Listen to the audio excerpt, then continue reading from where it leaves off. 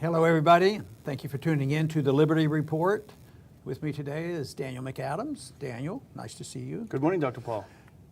Today we'd like to visit a bit with a subject that's in the news very much. It's an aggravating thought for anybody who's ever been on an airplane or contemplates getting on an airplane, and that has to do with the TSA in the long lines. Everybody knew they were inefficient, but somebody had the temerity to actually take a picture of a line. It was described miles long. I guess when you do all this zigzagging, it's very, very long. And the exasperation, the record for the TSA actually protecting us and saving us from any terrorist attack, so far I think they're not doing so well. They haven't come up with any great successes, and we'll talk a little bit about their failures and what we need to do about it. But this problem has been here with us since it was created, quickly after 9/11. Just like the Patriot Act, it was passed quickly, and the law was available with a little tinkering, and we passed the Patriot Act under these very difficult conditions. So once again, I remember the debate very clearly on the House floor. We have to have the TSA. If you don't care about safety. You don't care about the people. You don't care about we've been attacked. And of course, we fought it, but we weren't very successful because the whole argument was if we need a little bit more security in our airlines, and obviously we do, should we continue to depend on the federal government? They were already in charge. FAA was in charge of the security that we did have because the airlines didn't want it. They didn't want to have the liability. So the big argument was, well, what we need to do, of course, from the left and the right, I mean, we had a Republican president, and that is this massively increased, not the FAA, but a new Department of Transportation, to TSA. And of course, that's the way it went. And the debate was really, is there any reason why we might not be able to at least discuss privatization versus unionization in government bureaucracy? And I think the conclusion of what happened. We didn't win the argument. It's absolutely right, as you say, and nobody wants to talk about this part. The terrorist attacks on 9/11, the government was already in charge. We already had a CIA that cost us, $100 billion a year. We already had the NSA and the FBI and all of these organizations that failed, and now we know how many times they failed when it was so obvious what was happening right under their noses. Yet whenever the government fails, the people always suffer. But the current, and this has been building over the last couple of weeks, there have been many videos now. Even the Washington Post did a video, and people are using hashtags to describe how much they hate the wait. But it really has increased massively over the past few weeks.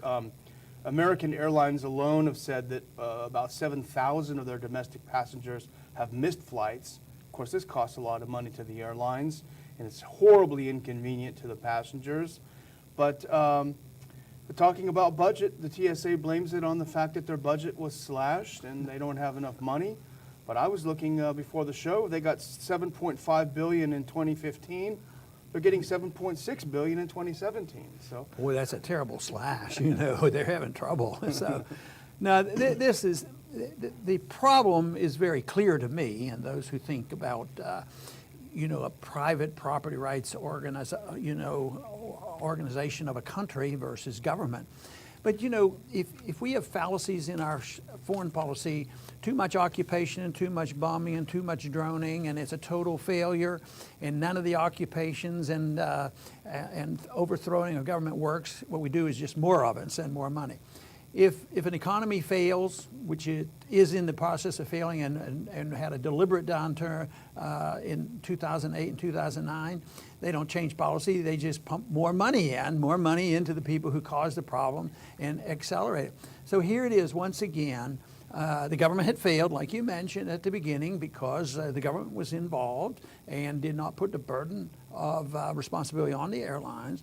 And it failed, so they create this monster. Now it's failing. I mean, the evidence is so clear. They're talking about how many people are missing flights and how terrible the travel situation is. So what do they want? Now the unions want 6,000 more employees. The government, the Republicans and the Congress have already given them 800 more, and they're supposed to be added on here in a couple months. But that's not enough. They need 6,000 more. And for some reason, I'm not very optimistic that that's going to be a solution, because it's the atmosphere, it's the responsibility and who's in charge. And when government's in charge, nobody's in charge. They're in charge of their bureaucratic life. How do they protect their jobs, and how to blame somebody else when things go wrong. And that's what they're involved in. But you know, it looks like the people are outraged over this. But the odds, from my opinion, of us actually changing, going in the right direction and saying, you know, maybe the model's wrong. Maybe this model of saying that the government is responsible for the safety of everybody on an airplane, maybe that's wrong. But right now, as angry as the people are, I'm not sure we have the sentiment of the people, because immediately the opposition will use scare tactics and say, oh no, you know, we did this and we did this, and if anything happens, it'll be our fault if we don't have more help. So I don't think that the American people are going to come our way, even though they should, and they should listen to the private option. But I'm afraid they're going to get all the money they want and all these, and it's going to. And the terrorists, the people who like to scare us, love it.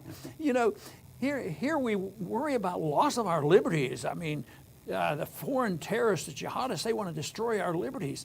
But who destroys our liberties? It's the TSA agents and everybody else that, you know, and the invasion of our privacy, NSA, and all this stuff going on. We do it to ourselves, and we never say, what should the role of government be under these circumstances? You know, it's funny you mentioned those 6,000. This is this classic government math, government numbers. The origin of this crisis was that the TSA anticipated that people would flock to their TSA pre-check program, where you would give the government a bunch of information about you and they would let you go in a shorter line. Well, surprise, surprise, people are sick of giving the government information about them voluntarily and especially involuntarily. So basically no one showed up for this. No one signed up for it. It was a product that the government introduced, and that product failed. But unlike in the free market, when a government product fails, they punish the consumer, which is what happens. So they laid off they got rid of 4,600 screeners because they thought this pre-check would be fantastic. Everyone hates it. So what do? They come back and say, well, we need 6,000 to make up for it. So that's then and the other. But, you know, Zero Hedge pointed this out, and I've seen it elsewhere too. What we're actually seeing here, and I would bet this is the case, this is a TSA revolt over the reduction of the numbers of screeners. They are purposely slowing things down to punish the consumers and force them to call their congressman and get more money in there so they can have. This is a TSA union thing, and they're holding the American people hostage. And the mentality of the politician and the people, they will use this recent crash in, you know, the flight from Paris to Egypt. Say, look, see what happens. You're going to have more, and they will use that, and the politicians are going to go along, and they'll probably get more money, not less. You know, it'll probably go 8 billion or something like that. But, you know, technically the whole thing has proven to be a failure. You know, they get checked on. They have run a few tests, and this one test, the testers were taking weapons through security, and they did it on 70 occasions, and the government didn't come out too well. 67 times the weapons got through security. So we get punished, the consumer gets punished and mauled over, and missing flights, lose our liberties, and yet when they do a test, 67 out of 70, they can get a gun through security. If there's nothing more clear than that of the total failure of the bureaucratic approach, I don't know what can be done. And this is only a recent one, the one you're referring to. This is called the red team exercise, where you'd have an organized group trying to get through on purpose to test. And this was in Minneapolis, if I'm not mistaken. But there are so many examples of this red team exercise showing the total failure of them. But you were talked a little bit before that they didn't fail with you in one of your recent flights. No, the last time I was on a flight, just within the last month or so, I had for some reason dreamed or thought that the rules had changed a little bit, and you were allowed to have a 1-inch knife blade on your fingernail clipper, you know. So I had it. It was very little. At one time, I had one a little bit longer. It was taken away on 9/12, the first time I flew after 9/11. And I kept it because I always thought, you know, I could do a tracheotomy with this knife, and it was probably maybe 2 inches long, but that didn't last. So I was misled. I thought I could have this. It was less than 1 inch. It was like that long. And so they discovered it was in my bag, and they went all through my stuff and poked and tore everything apart, and they finally found it and held it up like this. So the options to me were offered this. Well, because I didn't like what they were doing, they said, well, you can take this knife and take your stuff, go back out, go back to the counter, put it in the bag, and check the bag through, and we'll let you keep your knife. I said, well, yeah, I'm not going to do that. And they said, well, then we'll have to dispose of it. And but for them to dispose of it, they said they have to have my permission. And I said, am I going to give you my permission to steal my knife? And I says, call your supervisor. The supervisor comes over, and he wasn't looking for trouble. He knew me, and we had talked before, you know, we tolerated each other. He came over, and he was in a box because the person that's picked out the knife, she was doing her job. She found this knife. They don't find guns, but they found my knife. And finally, I said, I'm not giving you permission to steal my knife. You can steal it. And he sort of, you know, nodded to the other person. So they finally were willing to steal my knife without my permission. But there's this technical thing. You have to comply and acquiesce to them. And we do that by just saying, yes, we're going to go through your security lines. And that's another. But I had another experience which shows something about these full body scanners. Chertoff, I remember him. He's the one that made a lot of money with the first ones, and they were found not to be effective. He made his money and ran, and still making a lot of money on national security. So I have artificial knees, so I don't go through the metallic thing, and I try to grin and bear it and go through the scanner, and it's still every bit as bad as ever. I mean, it is terrible. So one time I went through, and oh yeah, we see spots here, here, and here, and we have to do this, this, and this. And in the meantime, he said, oh, there's a little bit of fuzz here. You moved when you were under the scanner. You're going to have to go through again. I said, you're not serious. And so I looked at the scanner. I looked at the screen, and there was 1, 2, 3, 4, 5 things on the screen. So I go out and come back in, and I wanted to see what would be on the screen. And there were da-da-da-da. There were a lot of marks. Not one alike. It was a completely different format. It is a farce. It's a fake. It's a fraud. And yet they spend all this time making us safe and secure. And then they wonder why people get upset. But the people aren't upset enough. And I don't know the answer because, on occasion I sort of have to get on an airplane. But maybe I'll be getting close to like Walter Williams is. He said, and Walter Williams is a great guy, and he used to give a lot of speeches. He says, I don't do any more.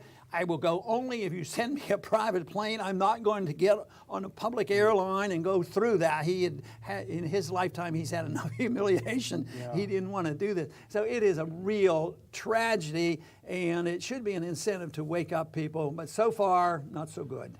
Yeah, I mean, in the few times that I fly these days, I always opt out, and unfortunately that's even more humiliating to get patted down. But I feel like it's my last ability to protest the system. But there's never anyone in front of me or behind me that does the same. But I thought this might be a fun time to revisit a quote from, believe it or not, November 19th, 2001. Wow, yeah, long time ago. Yeah, this was the frenzy to pass the Patriot Act, and then the frenzy to do something about airport security. And here's a great quote. The pattern is always the same.